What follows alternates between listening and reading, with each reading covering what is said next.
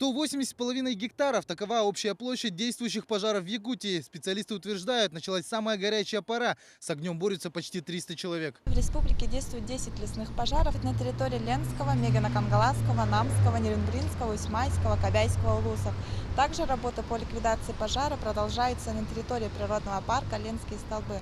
В Мегино-Кангаласском районе бушуют самые большие по площади пожары. Огонь уничтожил в этом улусе более 45 гектаров леса. Часть удалось локализовать. Всего с начала противопожарного сезона у нас найдено 16 лесных пожаров. Из них потушено 14. На данный момент в это время действующих 2 пожара. Один из них сегодня планируем потушить, а второго пока затрудняемся сказать. По словам сотрудника авиалесохраны, причиной таких крупных возгораний послужили сухие грозы, которые недавно прошлись над центральной Якутией. Пожары у нас посыпались.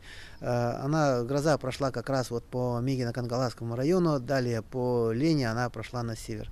Июль месяц у нас будет сухой и жаркий, и температуры будут довольно высокие. Так что ждем, но пока ребята все сейчас уже как бы на пожарах.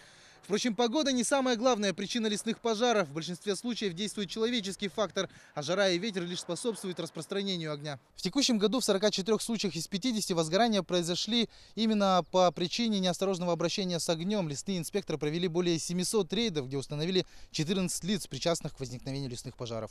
Ульян Бояркин, Роберт Набиев, Вести.